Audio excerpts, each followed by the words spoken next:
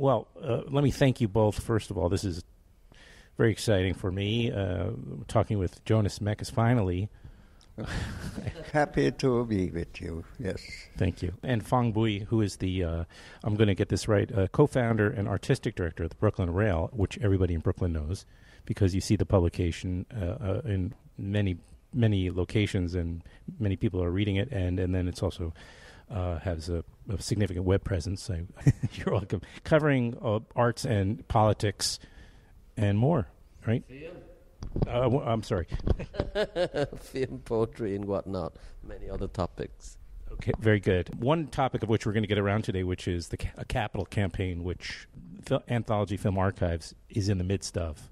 Correct, Jonas? For building an additional floor on top of the existing building for our library.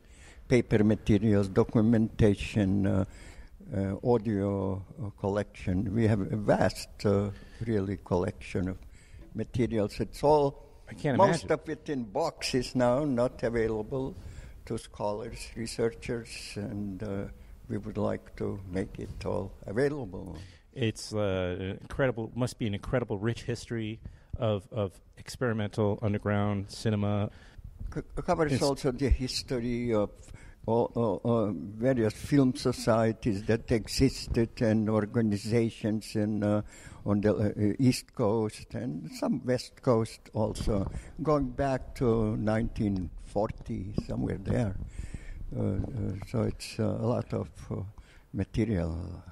We have a minimal library, like one room, available right now, but most of it is not available. Where are all these boxes? I'm just curious. Some currently are stored outside, and the basement is full of boxes, and it's... so you can also centralize you everything. see, this building in which we are, is a former courthouse building. It's we have like practically 3 floors. One floor is... we had 2 movie theaters and then a film vault in which we have about 30,000 films. People come here to see the films and they don't realize what else is there in this building. Yeah. They do not realize that we have about 30,000 films here. It's mostly original materials, and the video and audio collection, and actually our paper materials library contains also original scripts, like we have Orson Welles' original script with Orson Welles' notes for which film? Citizen Kane. Citizen Kane? You had the original? It is in our library. That's Or that's we have amazing. Joseph Cornell working materials, books, magazines from which he cut out his angels and for his art. A lot of documentation. Harry Smith, a huge collection of Harry Smith anthropological collections and films, and of course Harry paintings. Smith. So we know him from his music, from getting American roots music, but he also had much more. Yes, much more. Jump in any time, Phong. I beg your pardon. Well, how did you, Phong? How did you become associated with this? It's I had a wonderful professor in college who had taken classes with Stan Brakhage when he was teaching at Art Institute Chicago. Must have been in mid-70s or so. So when I came to Philadelphia in 1980, I went to school and took an incredible film class, and I grew up with an uncle who had a theater in Hue, the Imperial City of Hue. So I grew up with film all my life, but I wasn't that realizing that there was Jonas. So through this professor, I was exposed to experimental films. And immediately when I came to New York, probably we met through Raymond Abraham, the great Austrian the architect who designed, transformed this courthouse building, which was a ruin when I got it into a film museum. Yeah. You see, this is designed by Raymond Abraham. He's knocking against what I take is what is it? Stairway into the projection room. A spiral stairwell in the middle of the second floor landing, I guess, or lobby. And what is this? Is this steel? Yeah. Steel. Yeah. It's not bamboo. That much I can. and well, I'm really excited. And we actually met through, I think, Raymond Abram, the architect. So he's alive and well. No, he passed away? He I'm sorry. passed in a car crash. Oh. Unfortunately, yes. So it was basically immediate attraction, and I was very happy to have met Jonas. And then 2003, I think that's when we spent most of our time, at least twice a week. He moved to Greenpoint, where I live. So that's when we became better friends, and throughout the years, the friendship got deepened because partly what Jonas has done represent the kind of culture that I've always felt compelled to follow that sort of path. So it's just an easy match in terms of friendship and what he's done. So I felt like I need to do what Jonas has done to carry through that incredible history, that continuity. So here we are. 2 months ago, Jonas asked me to join the board. I was gladly to say yes and help to get involved with the campaign to build this incredible heaven on earth library and cafe as Jonas described. No one mentioned the cafe, Jonas. Yes, next to the building, we have empty lot space. So there we are going to build a cafe. Mm-hmm. Cafe accessible to all our patrons and also accessible to the neighborhood. So that will help us financially because Anthology operates on a quite sizable deficit. So that should help us. Yeah, also with an extension actual on the roof, the library, the cafe. If needed, we can extend it to the roof, rent it out for parties. Mm-hmm. Now that will be helpful. And of course, you can rent out the organizations that do not have their own premises and they work in rented spaces. Do not. So we are lucky. We are lucky that we have this building. Oh yeah. We can, if we can build it up, or we are. Yeah. It was a very good decision. I bought the building in 1979 from the city in an auction. For like $1 or $2. Yeah, for $50,000. Yeah. But and today that's probably $500,000. But no, what am I saying? It's probably they are offering us $30 million. But I say, thank you, goodbye.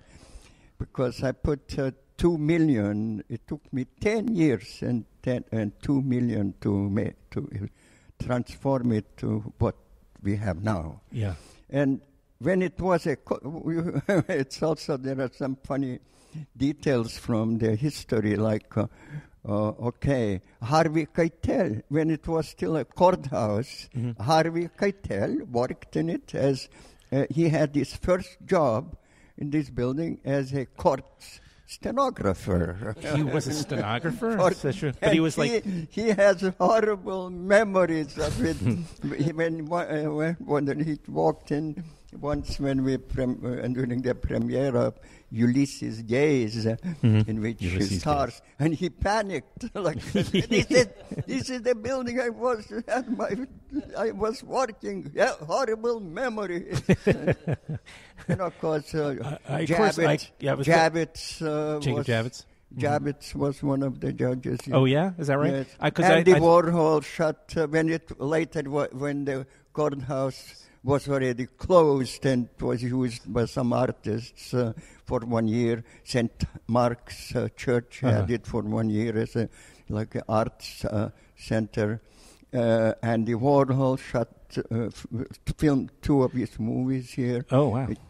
Henry Geltzaler and Emil de Antonio drinking beer. Mm-hmm. And when in 1954, I brought out the first issue of Film Culture magazine. Yeah. The publisher, Franciscan Monastery on Willoughby Avenue in Brooklyn, Clinton Hill, sued me. I had to appear in this building. Oh, really? Wait, but tell me, why were you sued? Because I could not pay the bill the to bill. the printer. I said, I arranged the printing of the first issue of Film Culture. Oh, I see.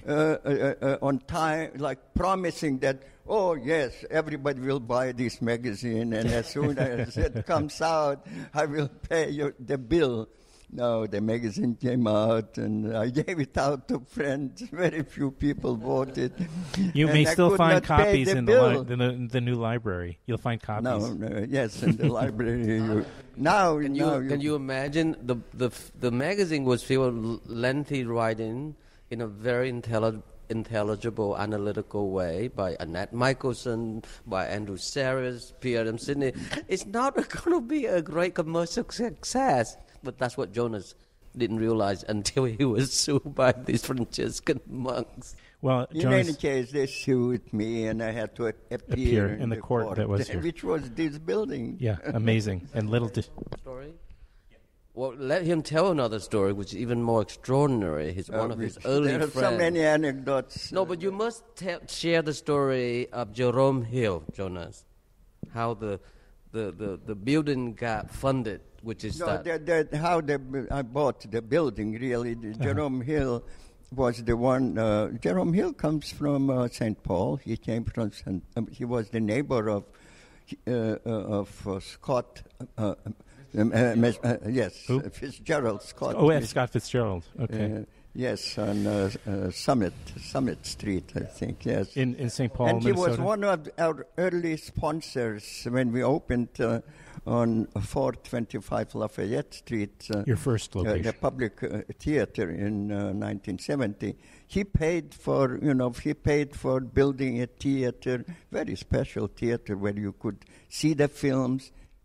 And you could not see who is sitting on your left or right or who is in front. It was a very specially designed theater. It was only the film and you, like very, very, very. But and then he also paid for the collection of films. And then he dies, and he leaves a little piece of land in the Florida Keys, which we sent somebody to look at it. And this guy comes back, said, you should sell it immediately because the ocean is eating your land. It was disappearing. So we sold it, and we got $50,000, and I put it in the bank. Said, I will use it only when we really, for some, really... Right, urgent. When we really need it. Yeah. And it came up that that this building was still available, though it's like a shell. In 1979 was totally... The whole area was a shell, right? And the area was drug-infested, very bad area, but the building was there. And the building department tried to talk me out from buying it. It cost you a lot of money to fix it up. I said, I want it. You had a vision. But then when I decided that I wanted for Anthology Film Archives, then everybody else decided that they also wanted. So I managed to, thanks to Henry Geltzaler, who was the commissioner for cultural affairs under Koch, when the Koch was in the Koch administration. At Koch. Mm-hmm. He restricted it to only organizations that were not for profit could bid for the space. Yes. Okay.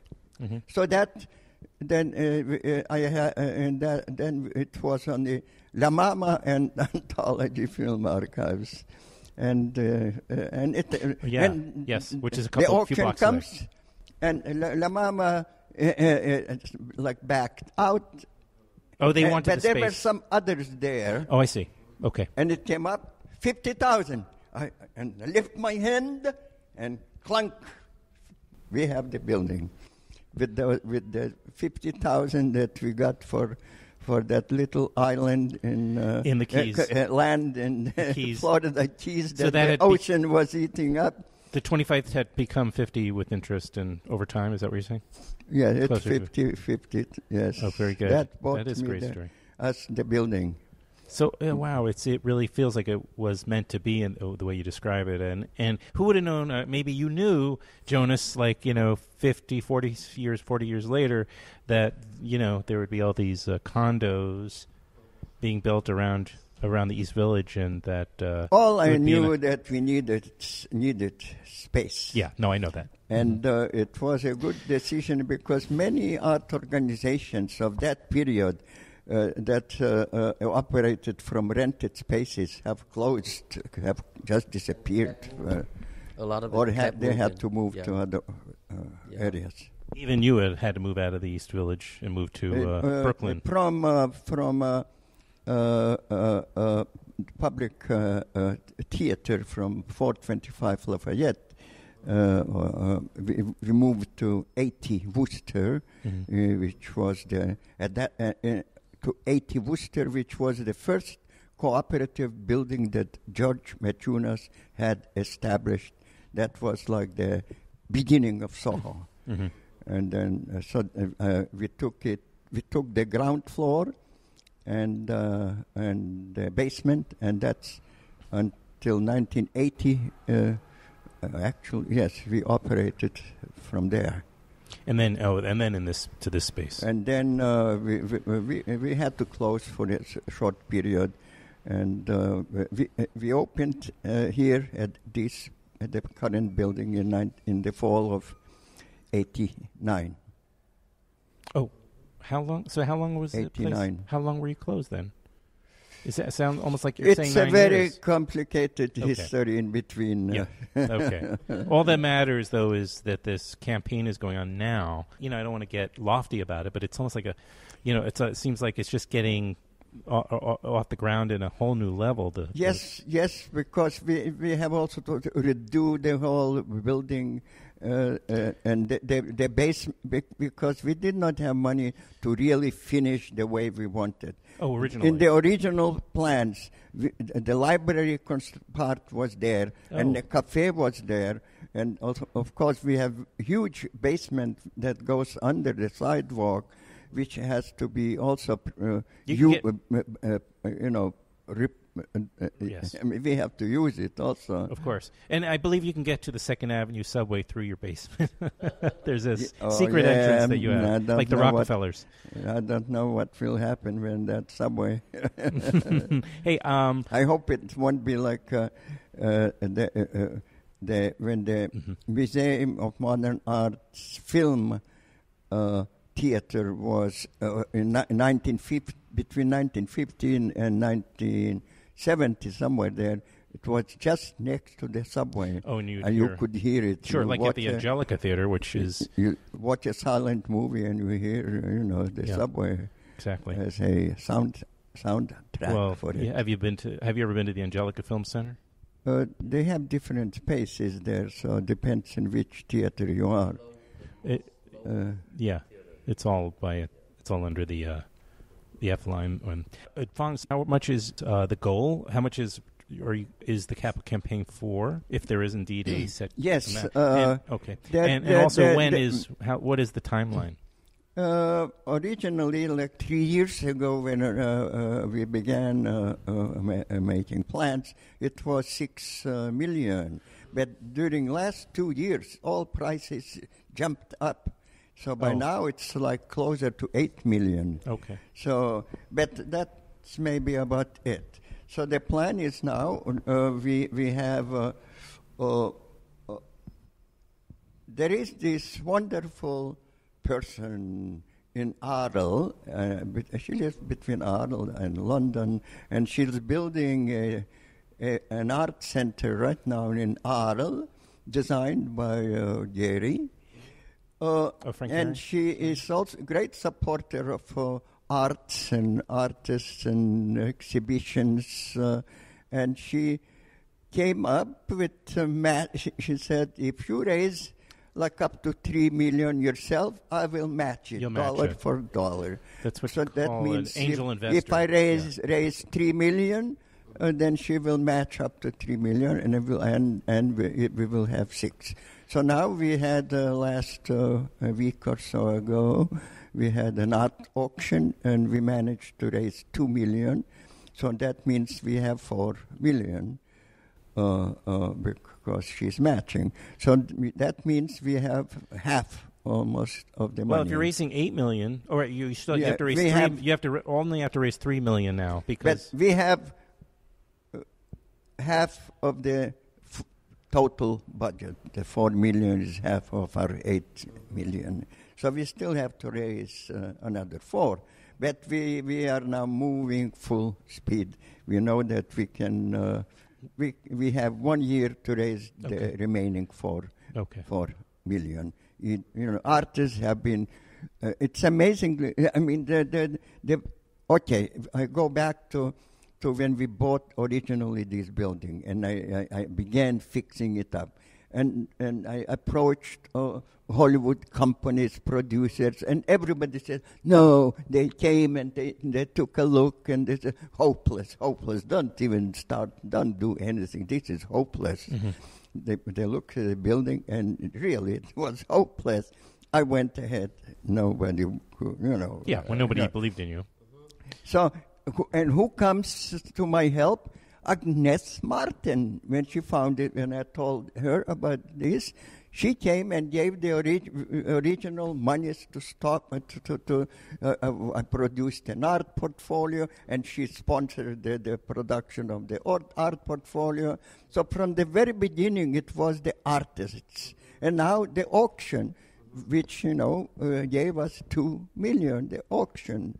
Yeah. So again, the artists. And all my attempts to talk, to find, to make some contacts in film industry. Mm-hmm. Here we are building a library for cinema, and we are like every Wednesday we have a program of the new filmmakers. Mm-hmm. For the last 15 years, we have presented like hundreds of feature films, like first features.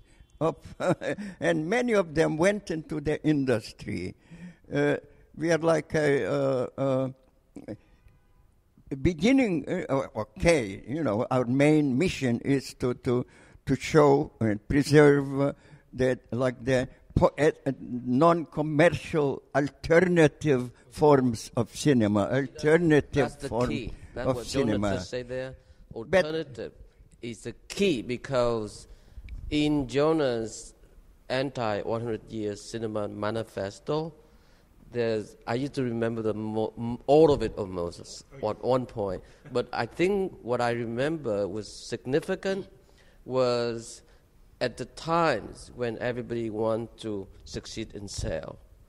This is Jonas. I want to celebrate those who embrace social and daily failure, to pursue the invisible, the personal things that bring no money, no bread, and no contemporary history or any kind of art history.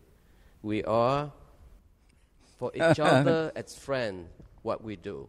Something of that nature. And I think that goes back. Yes, because the cinema is a big tree with many branches. And mostly what is we see what's presented, supported, and written about is that like those public big branches, the commercial public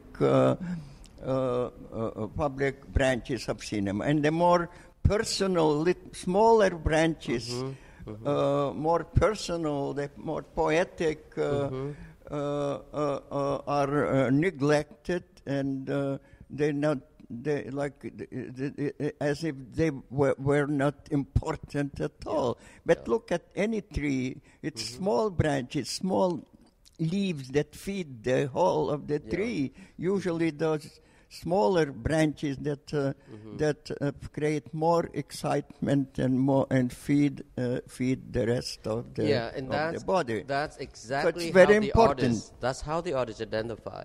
When you say when Jonas found it here with a cell in this incredible, somewhat abandoned, impoverished neighborhood, there were artists here. Right. Okay, there was Franz Klein, one of the prominent members of the Abstract Expressionist school, once said that artists live where dogs die, So I think in some way they have observing Jonas doing his work over the years, and they grown with him. And they, in a way, a certain kind of solidified togetherness. And now when we decided to do this so-called benefit, which Jonas never done before, they all came to the rescue. And believe me, this is just the first troupe who came together very quickly and offer their works for the auction. But I'm sure there are many others will come about very fast. We have a year, but we don't want to take time. We want to excel our making sure materialization. Again, I would just simplify that. Our mission, main focus, our mission is like in literature. There is prose, novelistic, and short story, etc. But there is also poetry. There is poetry. So we are like that poetry. But we represent. We don't dismiss. We represent at the same time all of history, all of the branches. Absolutely. And that is why we are very open now when there are not that many theaters for like foreign film makers, unless you are very, very big and from Hong Kong or some adventure or films. Then we are very open. They come to us, there are not that many places. Yeah, that it was only about 2 weeks ago. My friend Adam Pendleton, who did a film where he interviewed Yvonne Rainer, it was screened here. So many of the artwork folks do make film, and some of them do get their chance to show here too. So it's not. But I'm still. I have not given up on Hollywood, let's say. Oh. There are people I know, not necessarily producers. There are also actors. To make a film in Hollywood, we need there are different categories, and they buy art and they listen to music and they read poetry and right. Oh yeah. So they are like us, like anybody else. So I have not given up on them, and I hope that they will come to Anthology's support to help me to build the library for cinema. That cinema, all of cinema. If you look at the periodicals and the books that we have in the library, it covers all of cinema. It's not just one like the poetic, avant-garde film. No. I understand. Well we said. serve Well all said. of cinema. All of cinema. And the cafe will be very special. I want it to be also meeting ground. There is no place for filmmakers in New York to go get together and fight and argue. Right. Not just coffee grounds, but meeting grounds as well. Yes. It will be. I want it to be a meeting ground for filmmakers and all of the artists. I still remember the 60s. My filmmakers cooperative office was my loft, where it was not only the meeting ground of filmmakers. There was Allen Ginsberg and Robert Frank and Larry Rivers and musicians and Lou Reed, everybody. Laurie Anderson. Meeting ground for all of the artists. I have to ask. I would be remiss not to ask you about your thoughts, Jonas, while I have you.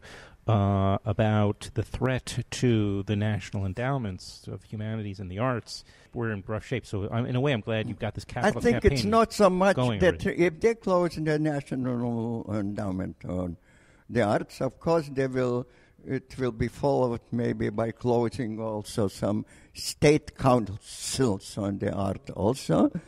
But this, not that it's really laws direct, like visible, immediate laws noticeable, in the arts. But I think the idea, the attitude, the very attitude to cutting arts out from schools and in general, the attitude to the arts, that kind of negative attitude, that is worse. That is the worst part. Not that the money. The money, to me, was always a controversial part of the national endowment and the councils on the art, because it comes down to who decides, and I was not always okay. I will make a very, very, very. Some people won't like what I'm going to say right now. I believe that, for instance, the destruction of the avant-garde cinema film in New York, at least I can talk about New York, and the States in general. It came from when the foundation support, the monies from various councils became available. The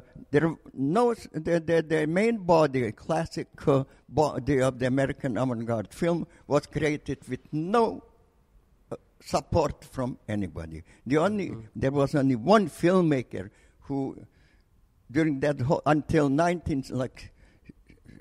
maybe 67, had received a grant. That was Maya Deren once.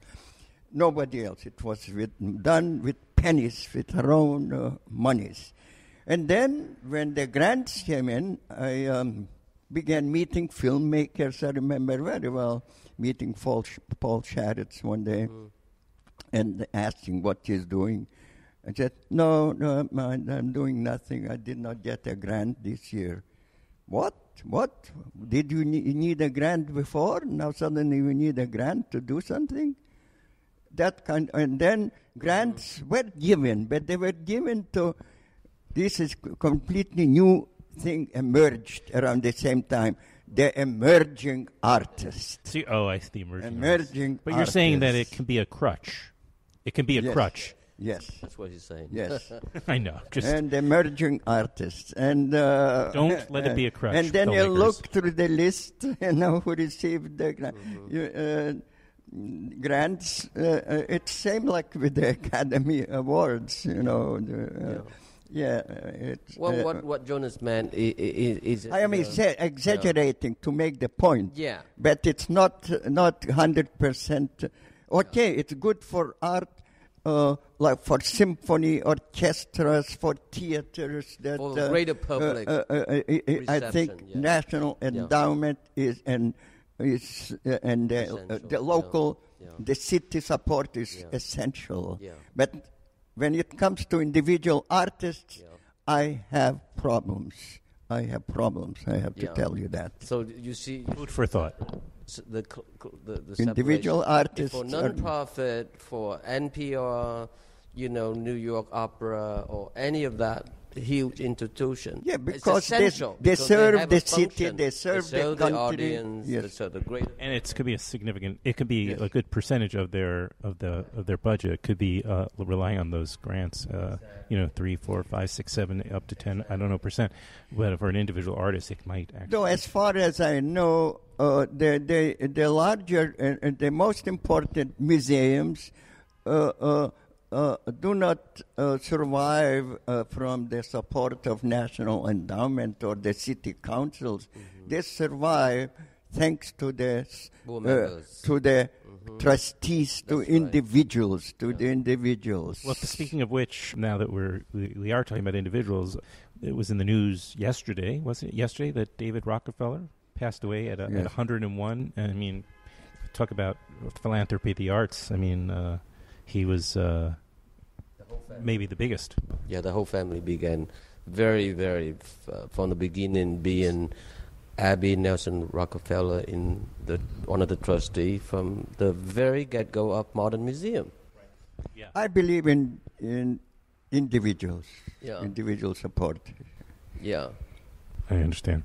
Well, the government should stay out of the arts. Okay, you see, I come from that background. I know you do. In Lithuania, starting in Lithuania. But wait, the Soviet Union. Yeah, they meddle too much. Yeah. But right now, the capital campaign, where do people go if they go to Anthology Film Archives website? I know there's a sponsorship page and all, but is there a place where people can go if they're interested in supporting the campaign? We're still working with a very remarkable group called Jazzwood Production. So we meet fairly frequently, and hopefully we still increase that awareness, and they're going to help us to do that. And I think we have a good year, but again, I say earlier, we're going to be very proactive. And you go to Anthology Film Archives. And it's also there too, the website. But definitely, hopefully you could be part of that. I plan on it, and it's an honor. And also, one other good solution is actually come down to the Anthology Film Archive. You don't have to go to the website. Corner of 2nd Avenue and 2nd Street. Yeah, can't forget that. 2 by 2. It used to be, when it was still a courthouse building, that taxi drivers used to know it as 2 by 2. Take me to 2 by 2, because the prison cells were supposedly so small. Oh my God! That they were known as 2 by 2. And that's the corner. Not only that it is 2nd Avenue and 2nd Street, but the prison cells. There in this building there were 14 prison cells originally. It was also a prison. Holding cells. Yes. Right? Temporary holding cells while people were waiting for their trials or to be processed or what have you. So the building is very, it's built, it's reinforced concrete. Yeah. It's very raw. It feels like but it's fantastic. Last thing, did you want to mention Documenta? What is that? And then that is part this year of the what's known as the Documenta that takes every 4 years, I think, in Kassel, in Germany. This year, the emphasis is on refugees, and also it takes place in Athens and Kassel, in two countries. So my part is I'm presenting the after the Second World War, I spent 5 years in displaced person camps, and I took a lot of photographs. So they are presenting my photographs from the displaced person camps of Kassel. And by coincidence, I spent 3 years in a camp in the suburbs of Kassel. And now I'm back in Kassel at the Documenta. Wow. So it's about the life, refugees, because the main theme of Documenta this year is refugees. What could be more timely? The pertinent subject. Also, it featured my book, I Had Nowhere to Go, my diary book, which is coming out also in German. There is new edition coming out in English and German. Is that right? Because I read it. I read it, and I remember I read that, and I remember my friend Jacob Perlin. I'm sure that name rings a bell with you. And also who lent me a video on VHS of the diaries, and I watched all that a long time ago, of course. And I have also the honor of being in a movie with your daughter Una some years ago. But you remember the one in the wedding in the park, that crazy film? You remember that. So the German edition is coming out. But the new edition is coming out of that. That's in great. English, yes. I can't wait to get a copy of that. Well, I mean, it seems timely. And of course, part of it is also Douglas Gordon film, I Had Nowhere to Go, based on the book. Based on the book. Yes. It's incredible film. Again, it ties back to how Jonas have able to maintain all these seemingly complicated and multi-activities, and yet he is afloat to do his own work. So I always very impressed when someone asks Jonas, where you come from? He say, I came from Lithuania. I live in United States, but my country is New York. New York, not America. In Williamsburg. My country is culture. That's a difference. And I think that's exactly what I would like to feel for myself, you know. My country is culture. So I think... You see, what ties us also brought us together, Phong Bui and myself, is that both of us went through the labor camp experiences. He's also... We are both survivors. We're tough. We're very tender, but we're tough. In different continents, and here we meet. We meet in New York, in Brooklyn. Okay, well, you think you got it bad. I once got kicked out of summer camp a few weeks early, so sorry to try to top you guys. Summer camp. Well, you know what? Even though I lack an experience of that intense level, again, I am so grateful for the opportunity to be in both of your company, and I mean that, and hear your stories. But I'm happy that I went through it all. Oh, because, of course. Because of that, I'm here. That's right. That's right. Yes. That's right. And the Jonas Mekas is one of the founders of the Anthology Film Archives with your brother, of course. They all slowly dropped out. It was too much work. It's too difficult. Okay, I would like to just to set the record straight. But to say that actually I cannot claim starting any of what is being credited to me, because it would have happened, I think, anyway. I was only there at the right time to push, a little bit, to keep it, to protect it, and so I'm like a midwife. That's about it. A doula. Yeah, helping. Well, thank you, Jonas. You know, it's great, and you're fantastic. You're the ideal guest. Because you have so many wonderful stories, and I could talk to you for hours and days, I'm sure. And thank you. This building here. And the building. Doing it here in this historic space. Jack Smith developed his film, I remember. No President, in the basement of this building. Is that right? Yes, he developed and then hung on the pipes to dry it. I walked in and I saw, I could not believe my eyes. And Harry Smith was an artist in residence for 1 year here in this building. So it's full of history. And we will soon have access to the documents of the history within the next couple of years, it sounds like. So that's great. Once they break ground and they... and Phong Bui, thank you very much. You are the co-founder and the artistic director of the Brooklyn Rail, which is expanding now. There is a Miami Brooklyn Rail. There's third rail in the Twin City, and I'm very excited about the prospect of what we can do here. In addition to building the cathedral, as Jonas say, of the heaven on earth, library and cafe, there other possibility that maybe the art gallery can be renovated, and we can improve all kind of ways of programming and whatnot to allow more artists to perhaps collaborate with filmmakers and poets and musicians. So I'm very excited. Yeah.